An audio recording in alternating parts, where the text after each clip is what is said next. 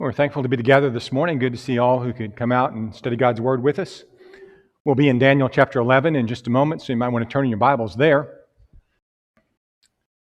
God's given us a beautiful day, and we're thankful for this opportunity to come together and study His Word and honor Him. We are in this period of the captivity, return, and now entering into the years of silence. So I've been displaying these three artifacts on the screen before each lesson. The one on the left is a clay tablet from Babylon, which records part of the Babylonians' assault on Jerusalem. The one in the middle is the Cyrus cylinder, which is a record that Cyrus left of his policy of letting the captives go home and rebuild their cities and their temples. And that's talked about on the Cyrus cylinder. And the one on the right is the one we're starting into today. It's known as the Rosetta Stone. It's one of the more famous artifacts of history, and it is famous because it enabled relatively modern scholars to decipher hieroglyphics, Egyptian hieroglyphics, and figure out what they were saying. Because on that stone is something that was written under the orders of Ptolemy V, who was a ruler of Egypt, that we're going to study today. And the proclamation is in three different languages. One of them is Greek, and another of them is hieroglyphics. So because it's the same proclamation in both languages, it enabled scholars to figure out what hieroglyphics were saying. So those three artifacts, and that might not mean anything to anybody else, but I think it's cool that we have artifacts from all of these three periods that go along with what it is that we're studying. Actually, the people that are really key to all three of these periods, captivity, return, and the years of silence, are responsible for producing these artifacts: Nebuchadnezzar, Cyrus, and Ptolemy. So they're all important people in these years. So we are in the periods of Bible history. We've looked at the captivity, return, and now we'll begin the years of silence. And you might say, well, in the years of silence, we should just sit here and look at each other because there's nothing to say, right? They're years of silence. But we'll be looking at Daniel chapter 11 and 12. And one of the things I think it's important to realize is that these are two chapters, particularly in the Old Testament scriptures, which tell us what's going to happen between the Testaments, which actually pre-describe the history that will occur. And so as we're going to read through chapter 11 of Daniel this morning, we'll see how it corresponds with events in history that occurred in the years of silence. And also, when you open up the pages of the New Testament, you begin with things like the rule of Caesar Augustus is mentioned, for instance. Well, who's Caesar Augustus? You have Pharisees and Sadducees, and where did they come from? And you have Jesus walking in the temple during the Feast of Dedication, which is not mentioned in the Old Testament, but it came to be in the intertestamental period. So there's a lot in the New Testament looking back that relates to things that happen in an intertestamental period between the Testaments, these years of silence. So we do have a lot of Bible information about the years of silence, just not that was written during the years of silence. So that's what we'll be looking at today. I want to review a couple of things we said much earlier in the quarter when we were talking about Daniel, and we were studying the first few chapters of the book of Daniel during the beginning of the captivity. In order to really appreciate what powerful prophecies you have in the book of Daniel, you have to be assured of its date. There are those who look at the book of Daniel who are Bible skeptics and atheists who say Daniel is so precise in what he says is going to happen between the Testaments and with these world kingdoms, starting with the Babylonians and then the Medes and the Persians and the Greeks and the Romans.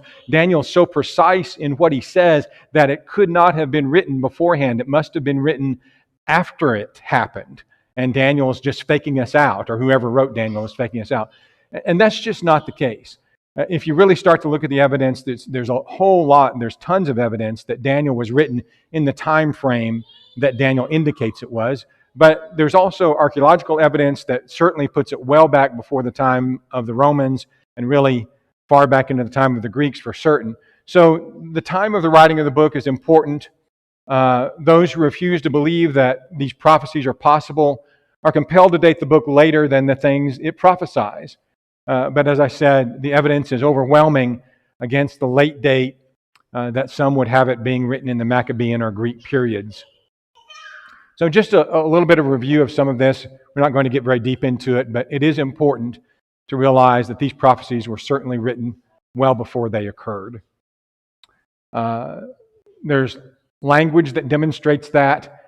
The Hebrew and the Aramaic that Daniel is written in suggest that it comes from the proper time period.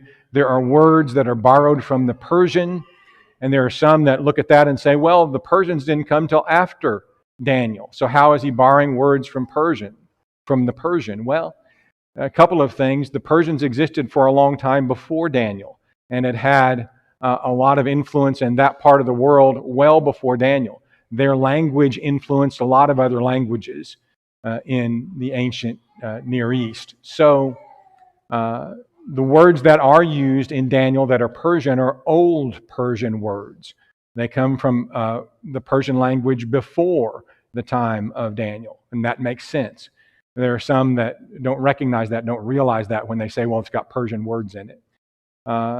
Daniel and the Dead Sea Scrolls, copies of the book of Daniel, parts of it at least, are found in the Dead Sea Scrolls. The Dead Sea Scrolls were uncovered by archaeologists around the Dead Sea in caves in the 1940s, but they date back to the first century and before the first century, some of them well before. So we have parts of the book of Daniel that existed well before the Romans, for instance. And the fact that Daniel is quoted by other inspired writers, Jesus himself, as being an accurate rendition of history.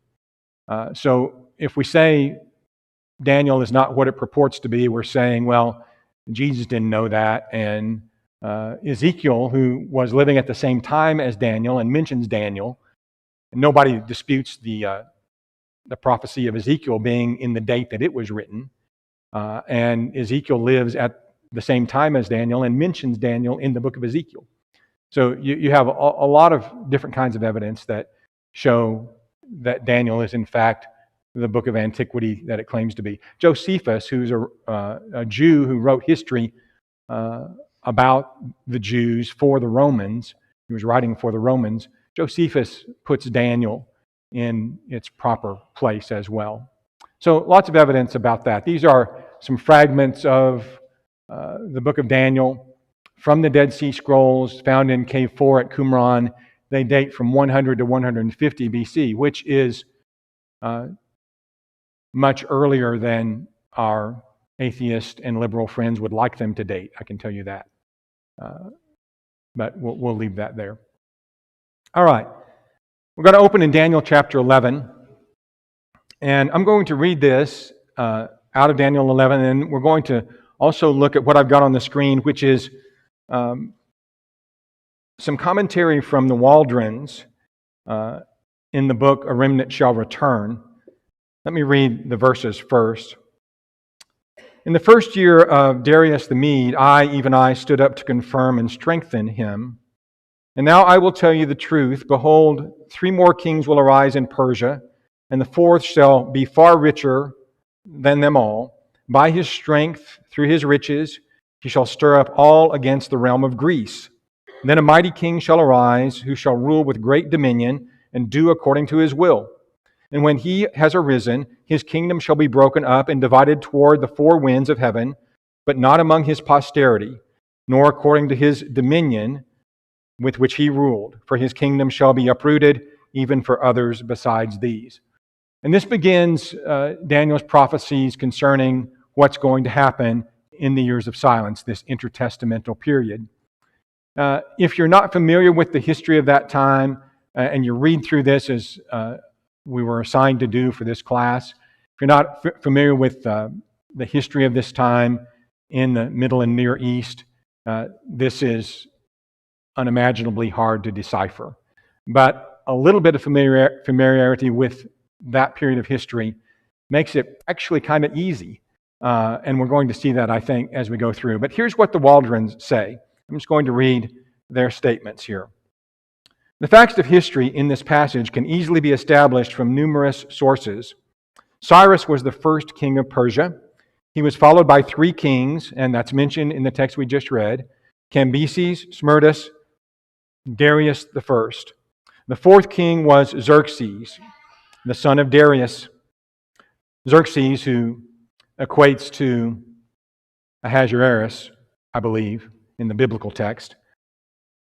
Xerxes mounted a strong attack on Greece, and that's well known in history.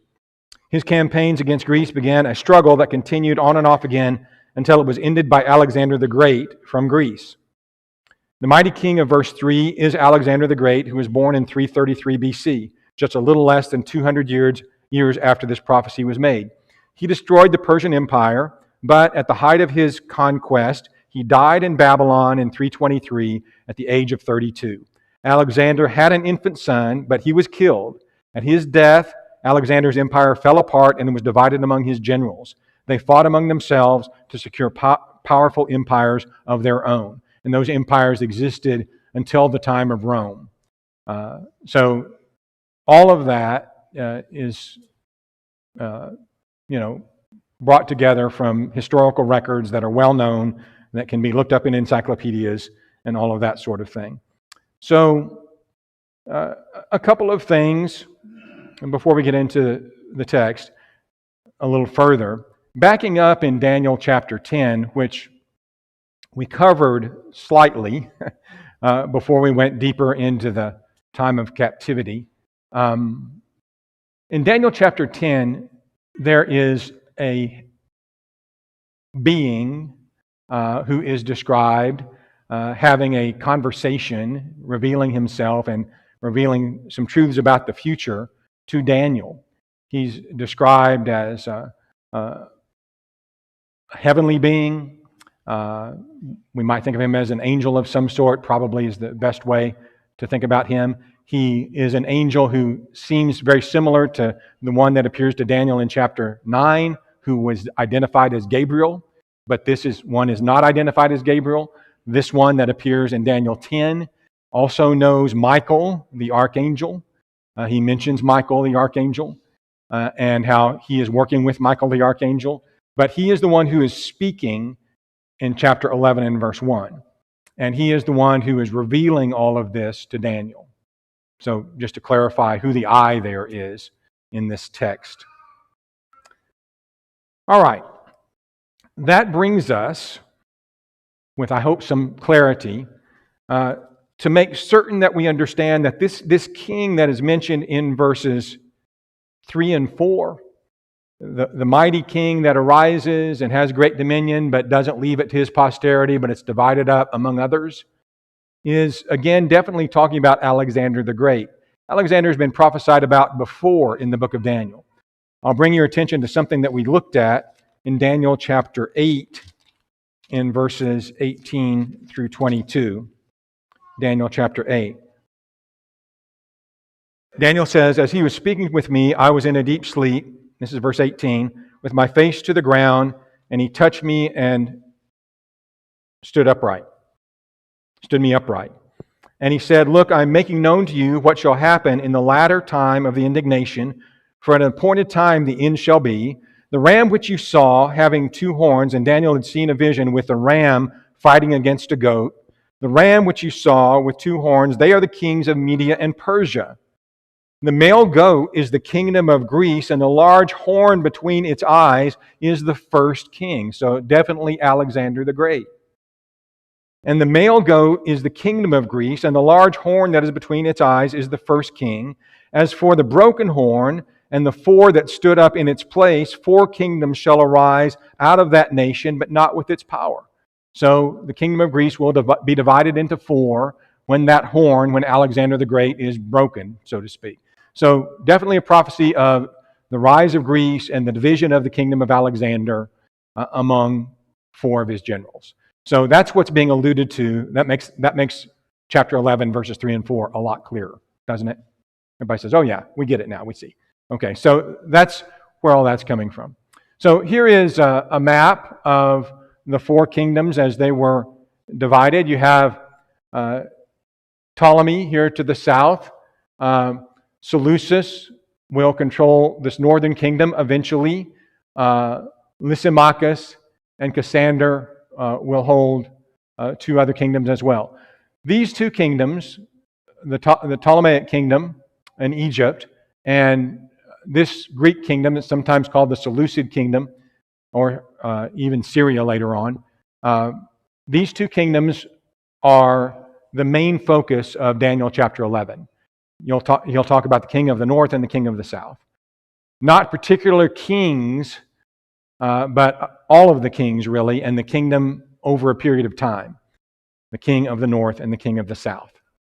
So here is a more detailed map, and one that was put together with a good bit more detail, as I said, and some things that might be interesting to us. I know not everybody can see the small print, but you get the idea, showing the same part of the world. This would be the Ptolemaic kingdom, and this would be the Seleucid kingdom. So Ptolemy was one of Alexander's generals. Seleucus was a general that served under Ptolemy initially. There's another general by the name of Antigonus who decided he was going to fight against Ptolemy, and Seleucus joined with Ptolemy against Antigonus. And you have some of the consequences of that in these text boxes that you have on this screen. So Antigonus initiated conflict by attacking Ptolemy. That's what that one says. The one right above it says, Seleucus allied with Ptolemy against Antigonus, fighting many battles in the eastern Mediterranean. So there's a lot of battles that were fought in history, and we have records of most all of that. And then in 312 BC, Seleucus takes back Babylon from Antigonus, and so he's consolidating a lot of power. And in 301 BC, that upper box, Ptolemy and Seleucus were victorious in the Battle of Ipsus, resulting in the death of Antigonus in 301 BC. So that map gives you sort of how the fallout occurred after Alexander died, and how his generals fought and eventually divided up the territory that had been the growing kingdom of Greece when Alexander lived. I'm just hitting all sorts of buttons here. Wow. Sorry, I don't know how that happened. Let me get back to where I was. This chart, which I suspect that you can't see unless you're sitting up pretty close, but you're going to wish that you could see, is really, really helpful in understanding what's going on in these next verses in chapter 11. So what I'm going to do, I wish I could have made it bigger than this. It's not my chart. I borrowed it from somebody long ago. But it's really good at explaining what's going on. You have the four kingdoms listed in the top row. Seleucus and his kingdom, the northern kingdom. Then you have Lysimachus in Asia Minor, Cassander in Macedonia, and then Ptolemy in Egypt. So on the far left and the far right, you have the northern kingdom, the Seleucid kingdom, and the southern kingdom, the Ptolemaic kingdom of Egypt. You have a succession of kings in both lines, and in the middle column then you have what's going on between the two kingdoms as history progresses. And so what that does is it gives some detail, some explanation to what it is that's going to be talked about in chapter 11. Everybody still awake? Following this? All right. Let me give you an example. In verse 5, the king of the south, now we know who that is now. That's Ptolemy, or a Ptolemy. The king of the south shall become strong, as well as one of his princes. Seleucus is someone who served under him initially. As well as one of his princes, and he shall gain power over him and have dominion. His dominion shall be a great dominion. So Seleucus becomes the more powerful of the two. And that's what's being described in chapter 5. And up here on the chart, a general, southern kingdom, will rule his own kingdom, north, and become stronger. Okay? So who becomes stronger? And that's what this is saying. So this gives us context and helps us understand in human history what it is that's being talked about. In verse 6, at the end of some years they shall join forces, for the daughter of the king of the south shall go to the king of the north to make an agreement, but she shall not retain the power of her authority, and neither he nor his authority shall stand, but she shall be given up with those who brought her, and with him who begot her, and with him who strengthened her in those times. What's chapter 11 and verse 6 talking about? Well, Antiochus the second, who now is a descendant of Seleucus, is brought into an alliance with the southern kingdom when Ptolemy II arranges for a marriage of his daughter Bernice with Antiochus. So there's an alliance by marriage that is made. The southern kingdom hopes to gain power and influence over the north, but it doesn't work. As it often happens when your kids leave home, they go over to the other side, right? So that's kind of what happened with that. And that's a bit of a description of that. In verse 7, and I'll read verses 7 through 9 now. From a branch of her roots one shall arise in his place, who shall come with an army, enter the fortress of the king of the north, and deal with them and prevail. So now you have the southern kingdom getting the upper hand. And you have in verse 8, he shall also carry gods captive to Egypt, and their princes and their precious articles, and silver and gold. And he shall continue many years, many more years than the king of the north. Also the king of the north shall come to the kingdom of the king of the south, but shall return to his own land. So Ptolemy, Euergetes, the brother of Bernice, conquers the northern kingdom. All right, he has to do that by force. The alliance doesn't work. But he conquers the northern kingdom, and so again, the Ptolemies have the upper hand. The king of the north comes down to the king of the south, but doesn't gain anything from that and returns back to the king of the north. In verses 10 and following, however, his sons, and so you see definitely in the text that we're reading, generations. You're seeing sons and daughters and sons, but still it's just talking about the king of the north and the king of the south. So obviously the king represents kind of the kingdom and whoever is head of it at the time. It's not a specific person all the way through this. The king of the north, the king of the south changes depending on what period of history you're talking about. And so they're not named.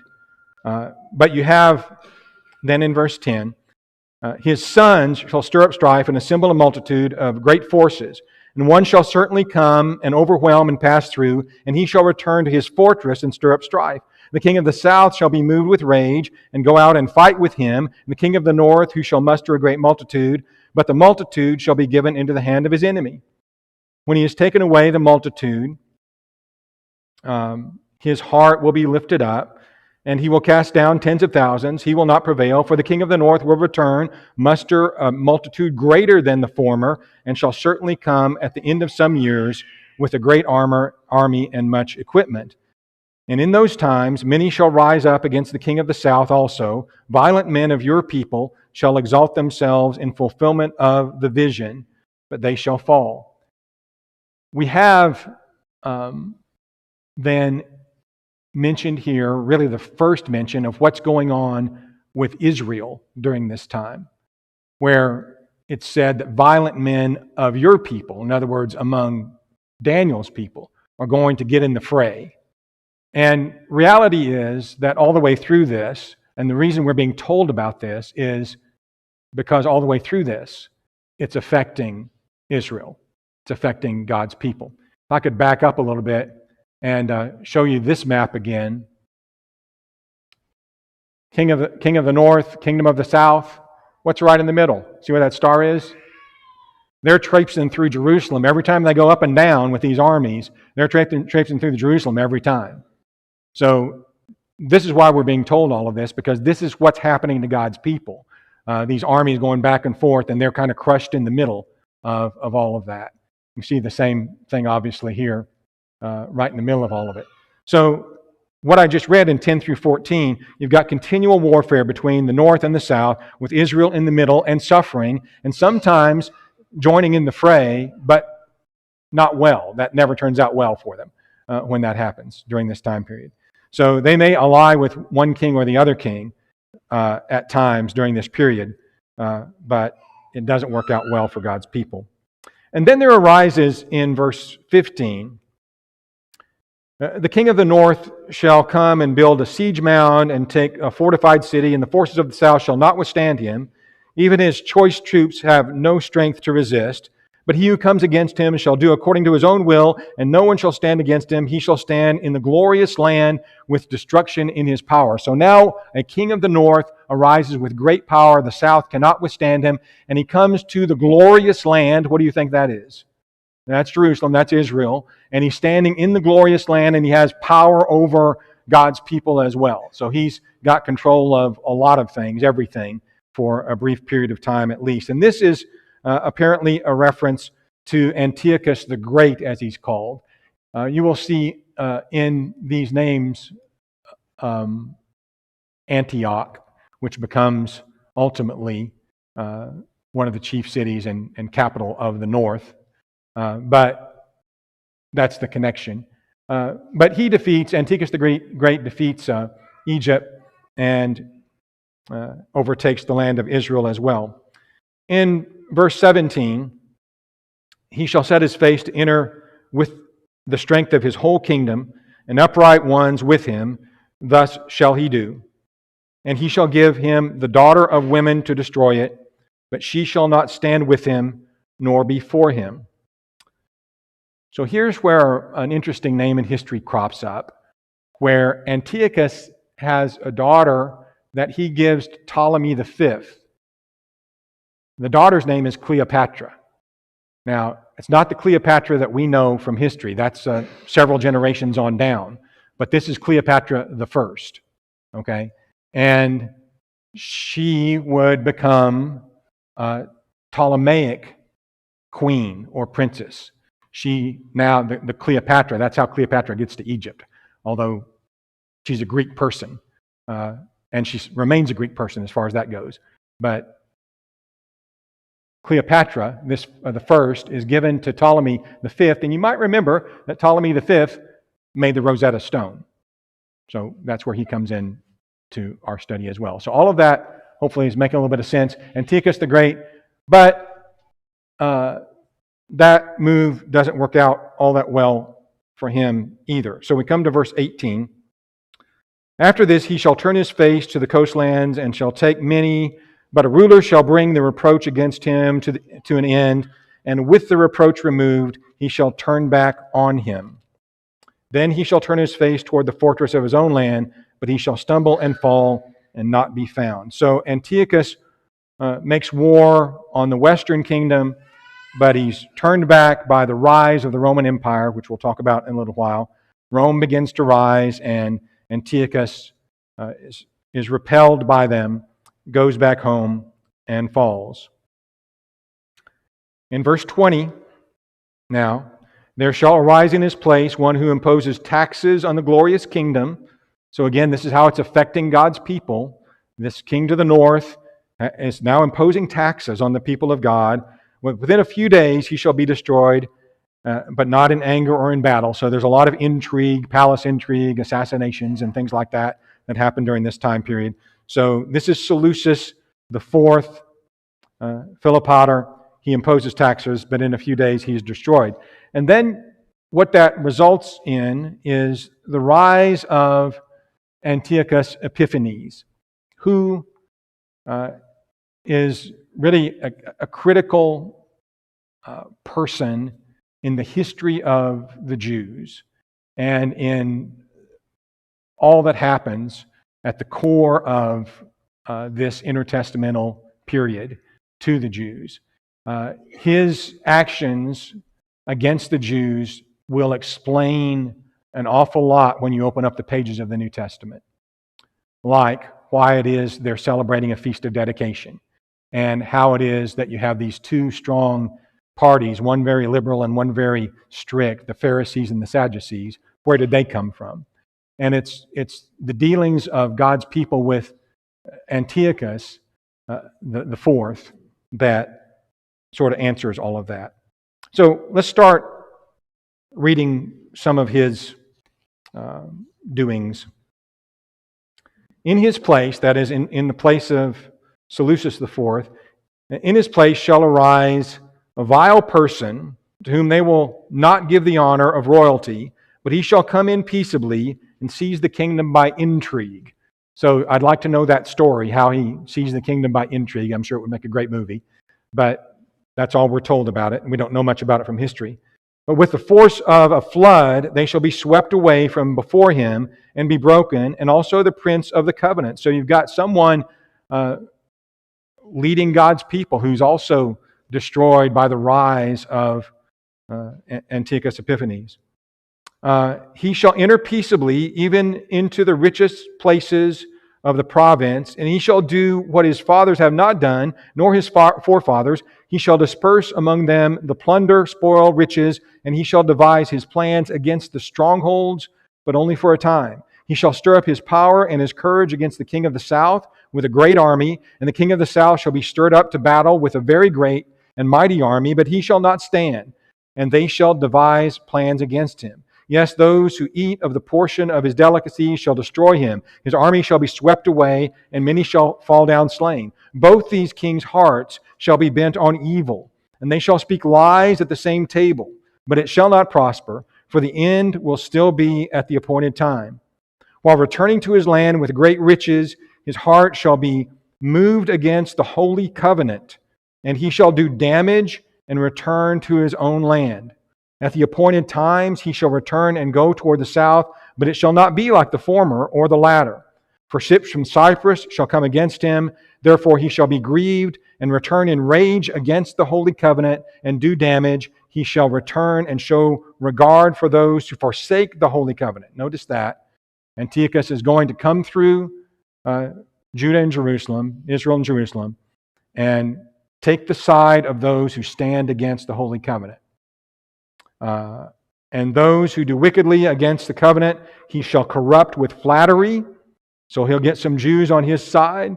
The people who know their God shall be strong and carry out great exploits. So there are people of Israel who are going to stand strongly against him. All of that is describing some things we'll study in history in just a little bit. So that gets us through most of the time of Antiochus. Let me read the next couple of verses. Verse 33 now. Those of the people who understand shall instruct many, yet for many days they shall fall by the sword and flame, by captivity and plundering. When they fall, they shall be aided with a little help, but many shall join with them by intrigue. Some of those of understanding shall fall, to refine them, purify them, and make them white until the time of the end, because it is an appointed time. Right? So, obviously what's being described there, hope obviously, is God's people are in pretty dire straits, and this king is bringing a lot of pressure on them, but there are some of them that are standing strong against him, and some of them lose their lives as a consequence of standing up against him, but all of Israel is being purified, being made more what it should be as a result of this conquest, and they're having to stand up against Antiochus. This is, as the chart indicates, the rise of the little horn that's mentioned earlier in the prophecies of Daniel that will rise and cause a lot of problems. He's going to war with the southern kingdom. He'll be turned back by the rise of the Roman Empire, and then he's going to turn his rage basically on Israel. So let's back up then and look. I read through all of this kind of to the end of Antiochus, but let's look at verse 28, and we won't get very far in this. We'll pick it up next class period. But back in verse 28, as Antiochus returns home with the wealth of his plunder, as we read, his heart is moved against the holy covenant. The next time he goes to the south, it doesn't work out so well. In fact, his campaign against the Ptolemaic kingdom, against Egypt, ended in disgrace. According to history, a Roman envoy by the name of Populus Linus demanded that Antiochus Epiphanes cease his attack on the southern kingdom. So basically, this general, a Roman general, shows up with ships, and the ships are mentioned, by the way, shows up, gets off the boat, confronts Antiochus, and has in his hand an order, and this is recorded in history by multiple historians, passed down at least, but he's got this edict in his hand from the Roman Senate. And it says basically, we want you to stop. Stop this war and go home. Well, Antiochus doesn't know what it says. When he sees this Roman, he comes up to greet him, and he stands maybe as far as I am from Lorenzo, and basically says, hi, friend, and he stops, and the Roman says, well, I don't know if you're a friend or not until you agree to what's on this piece of paper. And tells him what's on it. And Antiochus says, well, I'm going to have to talk to my counselors about this. And the Roman general takes a stick and walks around Antiochus and draws a circle around him. And he says, don't step out of that circle until you give me your answer. Yes or no, are you going to stop? And very embarrassed and ashamed and cowardly, Antiochus says, okay, I'll stop. And so he kind of goes home as, like a dog with the tail between his legs. And when he gets back up to Jerusalem, he takes it out on Jerusalem. And we'll leave it for the next class period to discuss how he takes it out. But it's not nice. Okay. Thanks for your attention. I hope that's helpful. And if you have questions about it or something you don't understand, I probably don't understand it either, but you're free to ask.